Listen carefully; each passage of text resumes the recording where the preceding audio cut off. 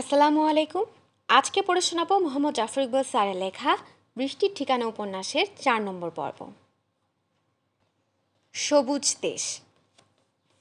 প্লেনের জানালাটা উপরে তুলে টুম্পা বাইরে তাকায়। চারিদিক অন্ধকার, তার মাঝে বহুদূরে বিস্তৃত একটা পর্বতমালা সোনালি আলোতে চকচক করছে।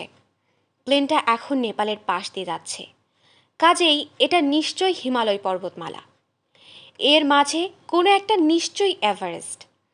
টুম্পা এক ধরনের বিস্ময় নিয়ে সেদিকে তাকিয়ে থাকে। পৃথিবীর সবচেয়ে বড় পর্বতমালাকে সে দেখছে। নিজের চোখে না দেখলে সে কি জানতো ভোর রাতে সূর্যের প্রথম আলোতে হিমালয়ের পর্বতের রং হয় কাঁচা সোনার মতো? টুম্পা এক ধরনের বিস্ময় নিয়ে সেদিকে তাকিয়ে থাকতে থাকতে একটা নিঃশ্বাস ফেলল। তার এখনো বিশ্বাস হচ্ছে না যে সে সত্যি সত্যি বাংলাদেশে যাচ্ছে, একা। তাকে যেতে দেবেই না এবং সে যাবেই। এই নিয়ে গত কয়েক সপ্তাহ যে কিভাবে কেটেছে সেটা শুধু টুম্পাই বলতে পারবে। সে যখন প্রথমবার বলেছিল একদিন সে বাংলাদেশে বেড়াতে যাবে, সেটা ছিল একটা কথার কথা। কথাটা সে খুব জোর দিয়ে বলেনি। বিষয়টা ছিল অনেকটা ভবিষ্যৎ কল্পনার মতো। কিন্তু তার নতুন বাবা যখন তার সেই কল্পনাটাকে নিয়ে টিটকেরি করতে শুরু করলেন, তখন সেই কল্পনাটা আস্তে আস্তে কিভাবে জানি সত্যিকারের একটা প্রতিজ্ঞা হয়ে গেল। কিভাবে যাবে সে জানতো না। তার বাবা কোনো দিনই তার পিছনে এতগুলো টাকা খরচ করবে না। কিন্তু তারপরেও টুম্পা জানতো সে একদিন বাংলাদেশে যাবেই যাবে। আটলান্টিক সিটিতে আর্ট কম্পিটিশনে দ্বিতীয় পুরস্কার হিসেবে $1,500 পেয়ে যাওয়ার পর হঠাৎ করে টুম্পা আবিষ্কার করলো তার বহুদূরের একটা কল্পনা সত্যি হয়ে যাওয়ার সম্ভাবনা দেখা দিয়েছে। আর পুরো ঝামেলাটাই শুরু হয়েছে তখন। নতুন বাবার সাথে টুম্পার কখনোই একটা আন্তরিক সম্পর্ক হয়নি। যখন তার মায়ের সাথে বিয়ে হয়, সে ছিল অনেক ছোট। পুরো ব্যাপারটা ছিল এক ধরনের বিভীষিকার মতো। সে ধরেই নিয়েছিল যে মানুষটি আম্মুকে তার কাছ থেকে আলাদা করে ফেলেছে সেই মানুষটি ভালো মানুষ না। তার নতুন বাবা কোনোদিনই সেই ভুল ভাঙানোর চেষ্টা করেননি। যত দিন গিয়েছে টুম্পা টের পেয়েছে তার নতুন বাবা আসলে তার সত্যিকারের বাবা না, তার আম্মুকে বিয়ে করা একজন মানুষ। তার নতুন বাবা কোনোদিন তাকে সত্যিকার অর্থে আদর করেননি, বড়জোর তাকে সহ্য করেছেন। বড় একজন মানুষ হয়েও ছোট একটি মেয়েকে তাচ্ছিল্য করেছেন। টুম্পার অনেক ছোটোখাটো শখকে গলা টিপে মেরেছেন। বাংলাদেশে যাওয়া নিয়ে তার শখটুকুকে টুম্পা প্রথমবার মরে যেতে দেয়নি। সেটার জন্য রীতিমতো যুদ্ধ করেছে। বাবা কথাবার্তায় অনেকবার বলেছেন বাংলাদেশটা কত ভয়ঙ্কর, সেটা টুম্পাকে বোঝানোর জন্য তাকে একদিন বাংলাদেশ পাঠাবেন। কিন্তু যখন টুম্পা নিজেই বাংলাদেশে যাওয়ার জন্য প্রস্তুত হলো, বাবা পুরোপুরি বেঁকে বসলেন। ঠিক কারণটা কি বাবাও পরিষ্কার বলেন না, টুম্পাও বুঝতে পারে না। কিভাবে কি হলো কে জানে, টুম্পাও গো ধরে বসলো সে বাংলাদেশে বেড়াতে যাবেই। দুজনের মাঝে রীতিমতো যুদ্ধ, অনেকটা কে হারে কে যেতে অবস্থা।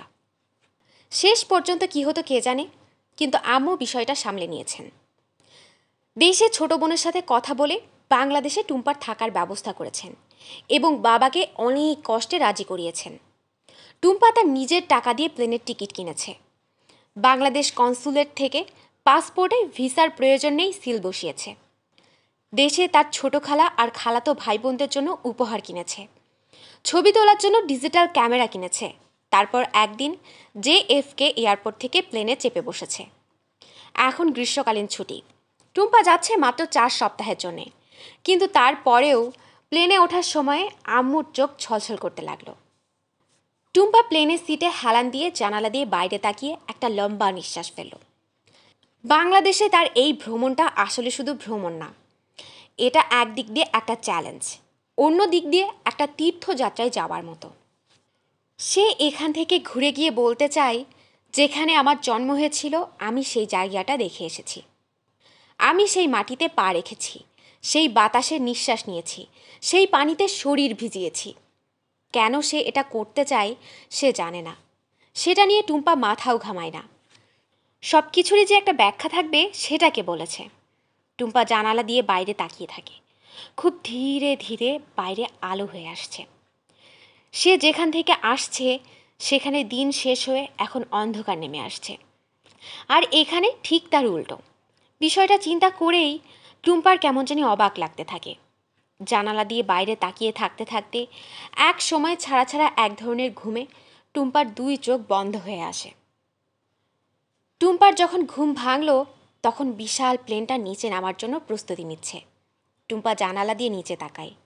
যত দূর চোখ যায় শুধু সবুজ আর সবুজ। বিশাল নদী তার ভেতর দিয়ে এঁকে বেঁকে যাচ্ছে। প্লেনটা ধীরে ধীরে নিচে নামছে। একটু পরপর কালো মেঘে ঢেকে যাচ্ছে চারিদিক। পরের মুহূর্তে আবার সব মেঘ কেটে ঝকঝকে নীল আকাশ। টুম্পা এক ধরনের বিস্ময় নিয়ে প্লেনের জানালা দিয়ে বাইরে তাকিয়ে রইল। এটিই কি সেই দেশ, যে দেশে তার জন্ম হয়েছিল? প্লেনটা শেষ পর্যন্ত রানওয়েতে ল্যান্ড করলো। তারপর ধীরে ধীরে ট্যাক্সি করে টার্মিনালের দিকে এগুতে থাকে। টুম্পা মনে মনে অনুমান করেছিল দেখবে ছোট্ট একটা এয়ারপোর্ট, কিন্তু আসলে বেশ বড়। অনেকগুলো ছোট প্লেন সারি বেঁধে দাঁড়িয়ে আছে। প্লেনটা থামার সাথে সাথেই যাত্রীদের সবার মাঝেই বেশ একটা হুটোপুটি লেগে গেল। সবাই নিজের ব্যাগ নামিয়ে হাতে নিয়ে দাঁড়িয়ে যায়। আর কিছুক্ষণের মাঝেই সবাই প্লেন থেকে নামতে শুরু করে। প্লেন থেকে নামার সাথে সাথে তাকে গরমের একটা হালকা আঘাত করে। এটাই তাহলে বাংলাদেশের গরম? সবাই ব্যস্ত ভঙ্গিতে হাঁটছে। তাদের পিছু পিছু বেশ খানিকটা জায়গায় এসে টুম্পা একটা বড় হলঘরের মতো জায়গায় হাজির হলো। সেখানে অনেক মানুষ, তারা ইমিগ্রেশনের ভেতর দিয়ে যেতে চেষ্টা করছে। টুম্পা অবাক হয়ে গেল, এত সকালে এত মানুষ কোথা থেকে এসেছে? টুম্পার আমেরিকান পাসপোর্ট, তাই সে বিদেশিদের জন্য আলাদা লাইনটিতে দাঁড়িয়েছে। এই লাইনের মানুষগুলোর শুধু পাসপোর্টগুলোই বিদেশি, মানুষগুলোর বেশিরভাগই এদেশের। টুম্পা ধৈর্য ধরে দাঁড়িয়ে থাকে এবং খুব ধীরে ধীরে লাইনটা এগুতে থাকে। তার পাশে অনেকগুলো লাইন বাংলাদেশের মানুষের জন্য। সেগুলোতে খুব ঝামেলা হচ্ছে। লাইনগুলো মোটেই এগুচ্ছে না এবং যারা দাঁড়িয়ে আছে আস্তে আস্তে তাদের মেজাজ গরম হয়ে উঠছে। টুম্পা কারণটা কিছুক্ষণের মাঝেই বুঝে গেল। যে পুলিশগুলো এখানে দাঁড়িয়ে আছে তারাই ঝামেলা করছে। ভালো পোশাক পরা মানুষগুলোকে লাইন ভেঙে সামনে নিয়ে যাচ্ছে। মিলিটারির অনেকগুলো মানুষ এসে লাইন ভেঙে সবার আগে চলে গেল। টুম্পা বাজি ধরে বলতে পারে এই মানুষগুলোকে সারা জীবন শুধু নিয়ম মেনে চলার কথা শেখানো হয়েছে। অন্য কেউ নিয়ম ভাঙলে তারা নিশ্চয়ই রেগে আগুন হয়ে যায়, অথচ এখন তারাই কি সুন্দর নিয়ম ভেঙে সবার সামনে দিয়ে দাঁড়াচ্ছে। টুম্পা পাশের লাইনে দাঁড়িয়ে থাকা একজন মানুষকে জিজ্ঞেস করলো, আপনি কোথা থেকে এসেছেন? মানুষটি বলল, টুম্পা বুঝতে পারলো সে প্রশ্নটা করে ফেলেছে ইংরেজিতে। এই মানুষটা একেবারে সাধারণ চেহারার মানুষ, নিশ্চয়ই ইংরেজি জানে না। তাই এবার বাংলাতে জিজ্ঞেস করলো, আপনি কোথা থেকে এসেছেন? মানুষটা বলল, দুবাই। ও, এখন হঠাৎ করে টুম্পা বুঝতে পারলো এত সকালে এয়ারপোর্টে কেন এত ভিড়। ইন্টারনেট থেকে সে জেনেছে বাংলাদেশের অনেক মানুষ মিডল ইস্টে কাজ করতে যায়। সেরকম মানুষদের নিয়ে নিশ্চয়ই একটা প্লেন এসেছে।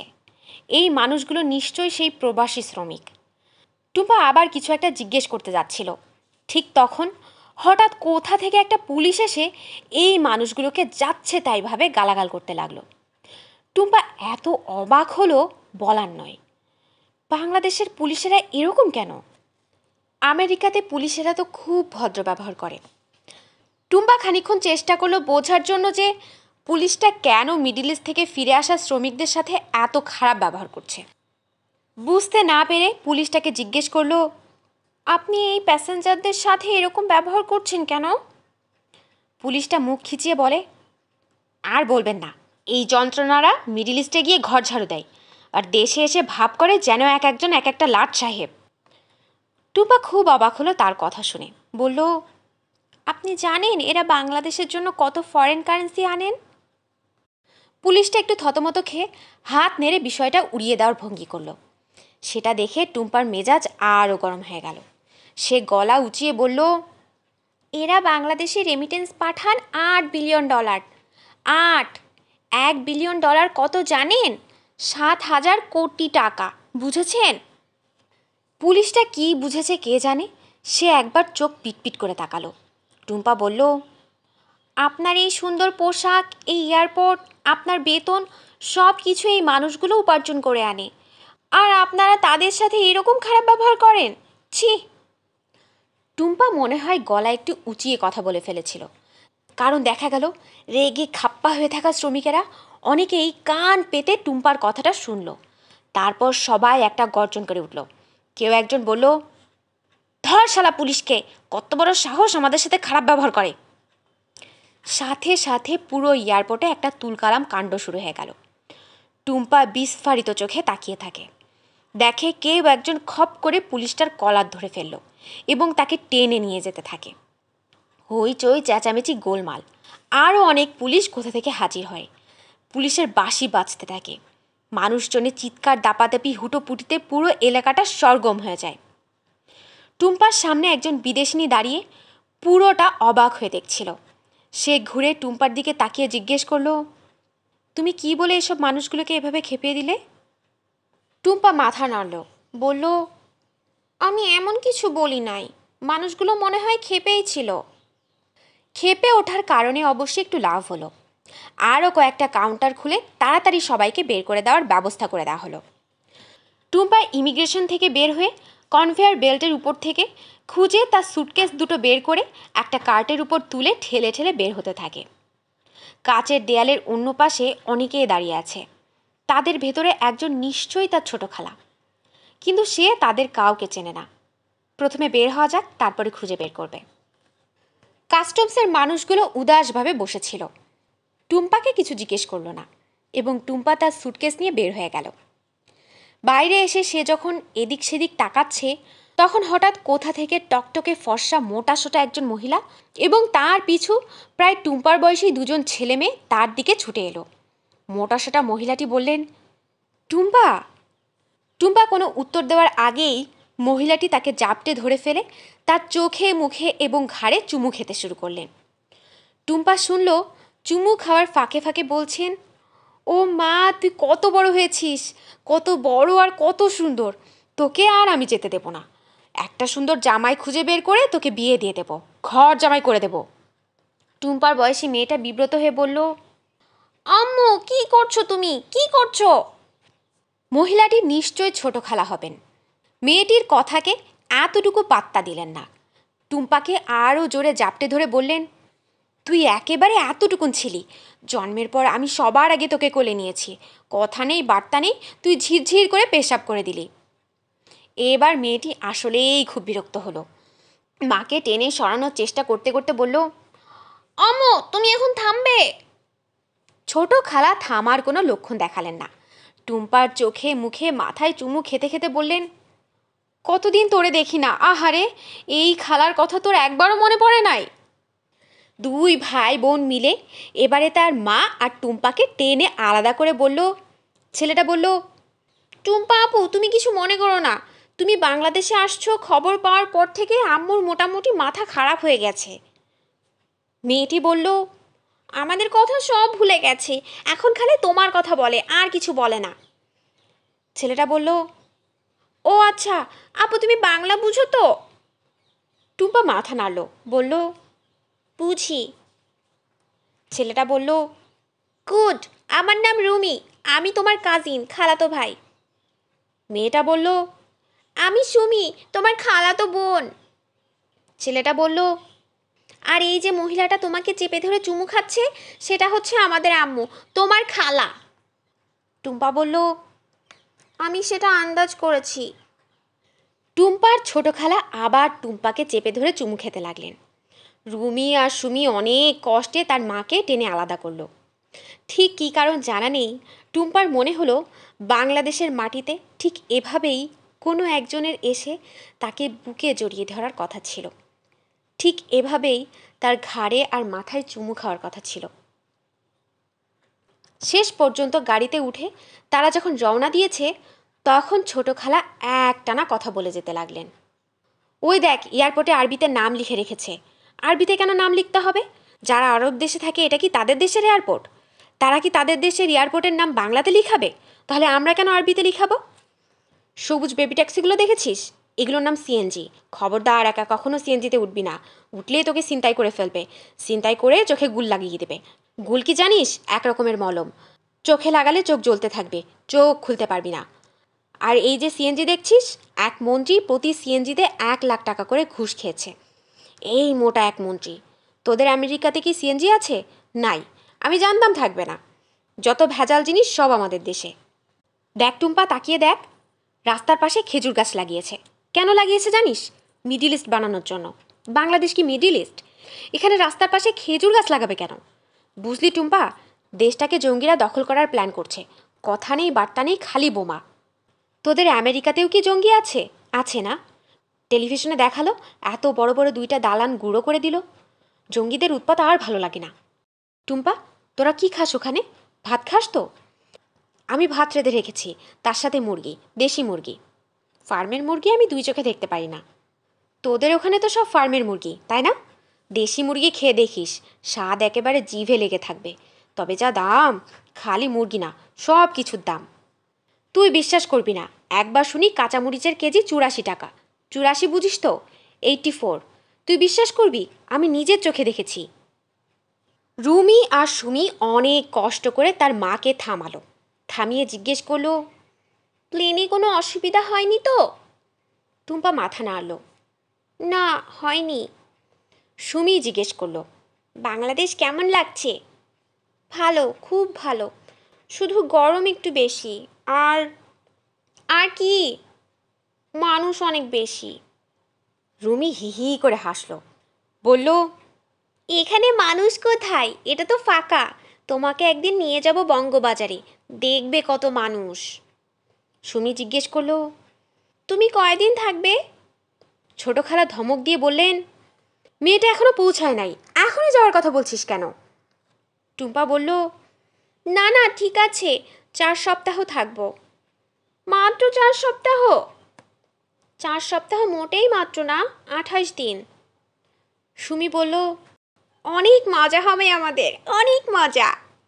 টুম্পা মাথা নাড়ল, বলল, হ্যাঁ অনেক মজা। বাসায় পৌঁছানোর পর ড্রাইভার সুটকেস 2টি টেনে টেনে উপরে নিয়ে গেল। রুমি সুমির বাবা টুম্পার ছোট খালু বের হয়ে এলেন। শুকনো পাতলা মানুষ, নাকের নিচে বড় বড় গোঁফ, মাথার চুল সামনের দিকে পাতলা হয়ে এসেছে। টুম্পাকে দেখে মুখে হাসি ফুটিয়ে বললেন, এসো মা এসো, ওয়েলকাম টু বাংলাদেশ। টুম্পা বলল, থ্যাংক ইউ। আমি শুনে খুবই অবাক হয়েছি, তুমি নাকি বাংলাদেশে আসার জন্য একেবারে টুথ অ্যান্ড নেইল ফাইট করেছো। টুম্পা কিছু বলল না, একটু হাসির মতো ভঙ্গি করলো। ছোট খালু বললেন, সব সময় তো উল্টোটা দেখি, মানুষ আমেরিকা যাওয়ার জন্যে টুথ অ্যান্ড নেইল ফাইট করে। টুম্পা আবার একটু হাসির মতো ভঙ্গি করলো। ছোট খালু বললেন, তুমি এত শখ করে বাংলাদেশে এসেছো, তোমাকে এখন আমরা কোথায় নিয়ে যাই? এই দেশে তো সেরকম কিছুই নেই। ইন্ডিয়ায় কত কি দেখার আছে, তাজমহল আছে, অজন্তা ইলোরা আছে, শান্তিনিকেতন আছে। টুম্পা বলল, আমি কিছু দেখতে আসিনি ছোট খালু, আমি শুধু বাংলাদেশে আসতে চেয়েছি। সেটা অবশ্যই এসে গেছো, তোমার মিশন কমপ্লিট। টুম্পা হাসলো, বলল, মিশন কমপ্লিট। রুমি বলল, না আপু, তুমি মিশন কমপ্লিট বলো না। আব্বু আম্মু আমাদের কোথাও নিয়ে যায় না, এখন তোমাকে নিয়ে যেতে হবে। তোমার সাথে আমরা যাব, কক্সবাজার যাব, রাঙামাটি যাব, সুন্দরবন যাব। ছোট খালু বললেন, টুম্পাকে নিয়ে যাওয়ার কথা, তোদের নিতে হবে কে বলেছে? সুমি বলল, আমাদের না নিয়ে কোথাও যাওয়ার খালি চেষ্টা করে দেখো একবার। ছোট খালা বললেন, ব্যাস অনেক হয়েছে, টুম্পা মা যা, গোসল করে ফ্রেশ হয়ে আয়।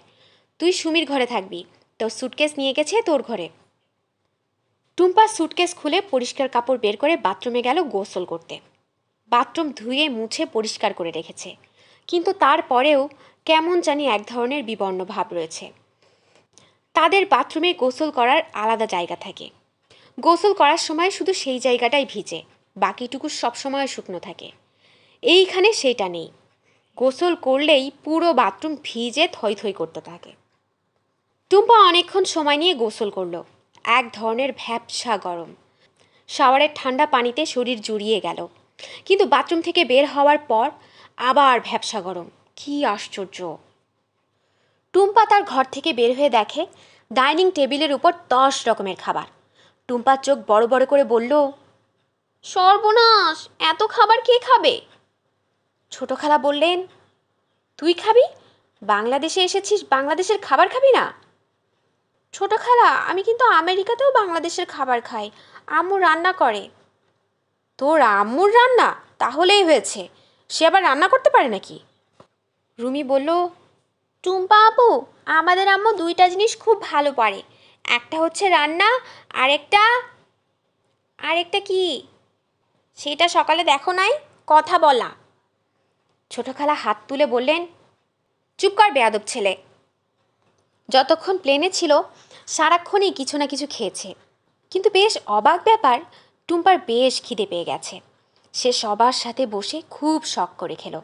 পরোটা, কাবাব, সবজি, ডাল, মিষ্টি, পায়েস, আমদই, কি নেই টেবিলে।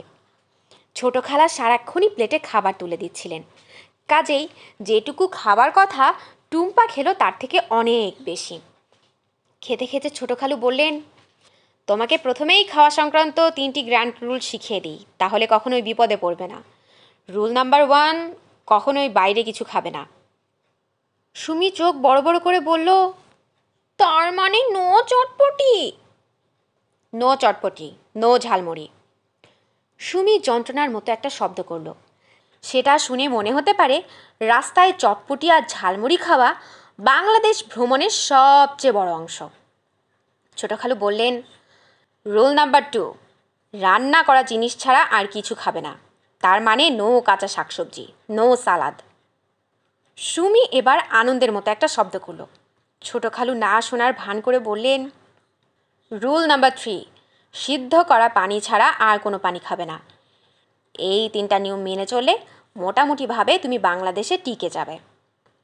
রুমি বলল, ছিনতাই নিয়ে একটা বক্তৃতা দেবে না? হরতাল নিয়ে, সন্ত্রাস নিয়ে?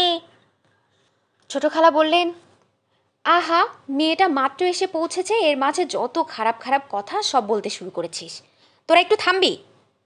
রুমি বলল, ঠিক আছে থামছি, কিন্তু এরপরে টুম্পাপু যদি বাইরে গিয়ে ছিনতাই হয়ে যায়, আমাকে দোষ দিও না। খাওয়ার পর টুম্পা তার সুটকেস খুলে উপহারগুলো বের করলো। ছোট খালুর জন্য ইলেকট্রিক রেজার, ছোট খালার জন্য সোয়েটার আর চামচের সেট, সুমির জন্য কানের দুল, রুমির জন্য একটা বাইনোকুলার। এছাড়া সবার জন্য চকলেটের প্যাকেট, কফির টিন, শ্যাম্পু, বডি লোশন, বল পয়েন্ট কলম, স্ট্যাপলার, খুঁটিনাটি 100 রকম জিনিস। টুম্পা কিছু একটা বের করা মাত্র সুমি তার উপর ঝাঁপিয়ে পড়ে টানাটানি শুরু করে দেয়। সবাই মিলে যখন হইচই হচ্ছে, তখন আমেরিকা থেকে ফোন এলো। টুম্পা ঠিকমতো পৌঁছেছে কিনা জানার জন্যে আম্মু ফোন করেছেন। ছোট খালা টুম্পাকে ফোন ধরিয়ে দিলেন। টুম্পাকে খুঁটিয়ে খুঁটিয়ে সব কিছু বলতে হলো। কথা শেষ হওয়ার পর ছোট খালা জিজ্ঞেস করলেন, এখন আমেরিকাতে কয়টা বাজে? রাত 12টা। সর্বনাশ, তোর নিশ্চয়ই খুব ঘুম পেয়েছে, তুই শুয়ে একটু বিশ্রাম নে। না ছোট খালা, আমি প্লেনে অনেক ঘুমিয়েছি। প্লেনে আবার মানুষ ঘুমায় কেমন করে?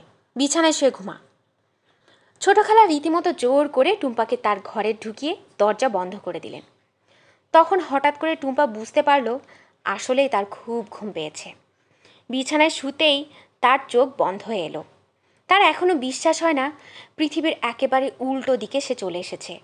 এখানে অত্যন্ত বিচিত্র এক ধরনের ভ্যাপসা গরম। মাথার উপরে সিলিং ফ্যান নামে একটা বিচিত্র জিনিস পাই পাই করে ঘুরে তাকে বাতাস দেওয়ার চেষ্টা করছে, কিন্তু কোনো লাভ হচ্ছে না। এই গরমকে দূর করা যায় না, এই গরমে অভ্যস্ত হয়ে যেতে হয়। টুম্পা চোখ বন্ধ করার আগে ঘরটির চারপাশে তাকালো। একটা আলমিরা, পড়ার ডেস্ক, দেয়ালে কয়েকটা ছবি। একটা ছবিতে তার চোখ আটকে গেল। ছোট্ট একটা বাচ্চার ছবি। ছবিটাকে তার পরিচিত মনে হচ্ছে। কোথায় দেখেছে সে এই ছবি? প্রাণপণে মনে করার চেষ্টা করতে করতে গভীর ঘুমে ঢলে পড়ল টুম্পা। বৃষ্টির ঠিকানা উপন্যাসের 4 নম্বর পর্ব এখানেই শেষ। এর পরের পর্বগুলো নিয়ে খুব শীঘ্রই আসছি আমাদের ইউটিউব চ্যানেলে।